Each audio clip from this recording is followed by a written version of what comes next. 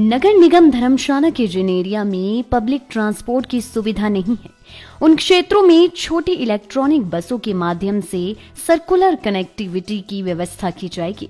18 करोड़ रुपए की लागत से धर्मशाला के लिए 15 इलेक्ट्रॉनिक बसें खरीदी जाएंगी। धर्मशाला बस अड्डा पर नया निर्माण न होने के बावजूद पर्ची सिस्टम लागू होने पर कार्यवाही की जाएगी।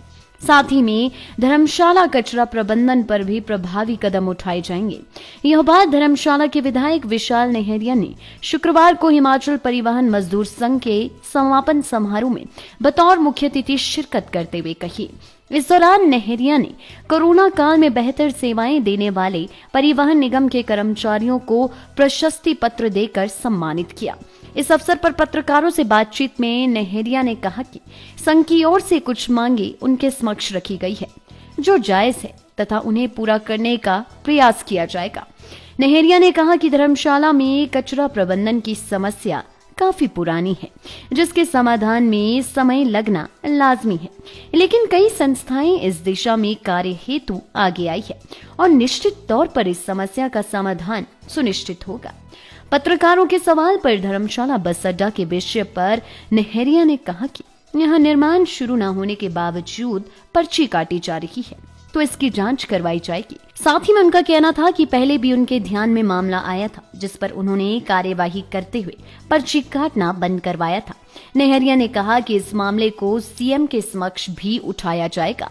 चलाने वाले हैं और 2 स्थानों पे हम लोगों ने इलेक्ट्रिक बसेस के जो है चार्जिंग स्टेशन भी रखेंगे। लगभग 15 करोड़ रुपए की ज़्यादा लागत से ये 18 करोड़ रुपए की लागत से जो है हमारी 15 बसेस आएंगी और इसमें कुछ एक बसेस जो हैं वो हमारी बिल्कुल छोटी होंगी, मिनी बसेस होंगी जो कि हमारे जो नगर निगम का क्षेत्र है, जो हमारा स्मार्ट सिटी का क्षेत्र है हमारा, वहाँ पर सर्कुलर इसकी कनेक्टिविटी होगी। चाहे वो मैक्लोडगंज हो, भागसू हो, चाहे हमारा कचहरी अड्डा हो, रामनगर हो, श्यामनगर हो, हमारा दाड़नू गाँव हो, खनियारा है, हमारा दाड़ी है, हमारा सिद्धवाड़ी है, हमारा सिद्धपुर है, हमारा स्को का है, हमारा स्टेडियम का एरिया है, चेलियाँ का एरिया, जितना भी एरिया है नगर निगम का, इस सारे एरिया को, चिलगाड़ी का है, ये सारे एरिया को हम लोग सर्कुलर कनेक्टिविटी जो है उन छोटी बसेस के माध्यम से देंगे ताकि हमारे जो यहाँ के लोकल एरियाज़ हैं जो जहाँ पर आज पब्लिक ट्रांसपोर्ट्स नहीं है उन एरिया में भी पब्लिक ट्रांसपोर्ट हम लोग दें। ये हम लोगों ने एक निर्णय लिया था और इस विषय पे माननीय मुख्यमंत्री जी से हमने बातचीत भी कर लिया और हम लोगों के पैसे की व्यवस्था भी होगी। टेंडरिंग प्रोसेस उसका शुरू कर दिया है और आने वाले बहुत छोटे से समय में मात्र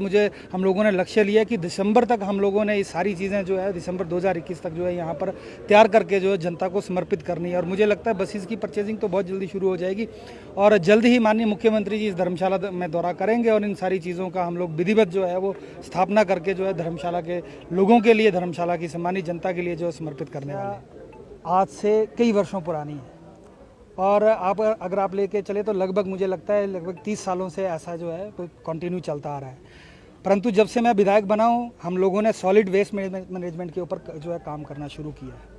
अब हम लोगों की संस्थाएं भी जो है यहाँ पर बहुत बड़ा योगदान दे रही हैं। एक वेस्ट वॉरियर करके संस्था है, वो लोग भी डिकम्पोजिंग के लिए काम कर रहे हैं, सेग्रीगेट करके जो है लोगों से कूड़ा करकट जो है घरों से कलेक्ट कर रहे हैं और हम लोगों ने स्मार्ट सिटी के माध्यम से भी जो है एक प्रोजेक्ट यहाँ पर काम करना जो इसमें शुरू किया है और जिसमें हम लोग पूरा जितना भी हमारा नगर निगम का एरिया है तो उस नगर निगम के एरिया से हम लोग सेग्रीगेटेड जो है वो सारा कूड़ा कचरा इकट्ठा करेंगे और उसको वहाँ पर जो है रिसाइकलिंग करेंगे और उसकी डिकम्पोजिंग करेंगे। पर भाई साहब ऐसा है जो समस्या इतनी पुरानी है, इस समस्या के समाधान के लिए थोड़ा सा समय लगेगा और मैं आपको विश्वास दिलाता हूँ निश्चित तौर पर हम इस समस्या का समाधान करें। आज हमारा जो धर्मशाला परिवहन निगम के जो कर्मचारी हैं, जो परिवहन मजदूर संघ है, उन्होंने कार्यक्रम आयोजित किया था जिसमें मुझे आने का अवसर भी मिला। यहाँ पर बहुत सारे विषय पर बातचीत हुई। सबसे पहले तो जिन कोरोना वॉरियर्स का जो यहाँ पर इन लोगों ने योगदान दिया कोरोना वॉरियर्स के रूप में इस कोविड महामारी के दौरान उन्हें अप्रिशिएशन दिया गया, उन्हें एक पत्र दिया गया है और उन्हें शुभकामनाएं दी गई हैं और धन्यवाद भी किया गया कि आप लोगों ने बहुत अच्छा कार्य जो किया है। इसके साथ साथ कुछ स्थानीय मांगों को लेकर भी इन लोगों ने बातचीत करी है। उन मांगों को मेरे ध्यान में आई हैं और बहुत जेन्युइन डिमांड्स हैं। कुछ एक जो डेवलपमेंट्स को लेकर है, जो कुछ एक चीज़ें रीएस्टैब्लिश करने की ज़रूरत है। जैसे आप यहाँ पर यूरिनल प्रॉब्लम आ रही है, इनको टॉयलेट्स की है, चाहे पानी को लेकर है और अड्डा में भी कुछ एक डिमांड्स इन लोगों ने रखी है। जो जेन्युइन डिमांड्स हैं उन जेन्युइन डिमांडों को निश्चित तौर पे पूरा किया जाएगा। देखिए आज जो विषय इन्होंने दिलाया है ध्यान में, इस निश्चित तौर पे इस विषय में गंभीर विषय है। इस विषय में मैं तुरंत जो है कार्रवाई करते हुए माननीय मुख्यमंत्री जी से बातचीत करूंगा, माननीय जो हमारे मंत्री महोदय जी हैं उनसे भी बातचीत करूंगा। क्योंकि देखिए ऐसा है कि कुछ वर्ष पहले जो है वो इस धर्मशाला जो हमारा बस स्टैंड है इसका जो है टेंडर हुआ था कि हम लोग इस धर्मशाला के बस स्टैंड को बनाएंगे, और ये एक पीपीपी मोड पे हुआ था। और जिस कंपनी को ये टेंडर दिया गया था उस कंपनी ने वहाँ पर जो है इसकी कलेक्शन करनी थी, और उसी कंपनी ने जो है यहाँ पर इस बस स्टैंड को तैयार करके देना था, जो कि 40 से 40 साल के लिए लगभग उसको लीज जानी थी।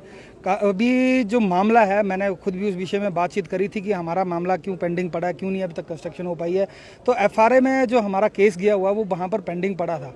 अभी हाल ही में पिछले हफ्ते भी अधिकारियों से मेरी बातचीत हुई है, और मैंने कहा है कि जल्द से जल्द उस जो हमारी फॉरेस्ट क्लीयरेंसेस है उनको दीजिए, ताकि हम लोग यहाँ पर कंस्ट्रक्शन का काम शुरू करें। बीच में ये जो पर्ची कलेक्शन का था वो तुरंत कार्रवाई करते हुए हम लोगों ने इसे रोक दिया था, परंतु आज इन्होंने ध्यान में लाया कि वह अभी तक भी फिर से शुरू कर दिया गया।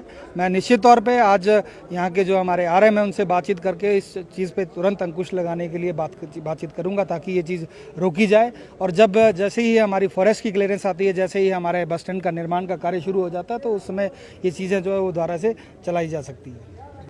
लाइफ टाइम्स टीवी के लिए धर्मशाला ब्यूरो की रिपोर्ट। हिमाचल की सबसे बड़ी ऑटो डीलरशिप गोयल मोटर्स में नौकरी करने का सुनहरा अवसर। सोलन, शिमला, सिरमौर और किन्नौर में चाहिए sales executive, service executive, field executive, motor mechanic और ड्राइवर। शानदार करियर संभावनाएं व इंडस्ट्री में बेहतरीन सैलरी पैकेज। तो आज ही कॉल करें 9418035372 पर और ईमेल से भेजिए अपना बायोडाटा hr@goilmotor.com पर।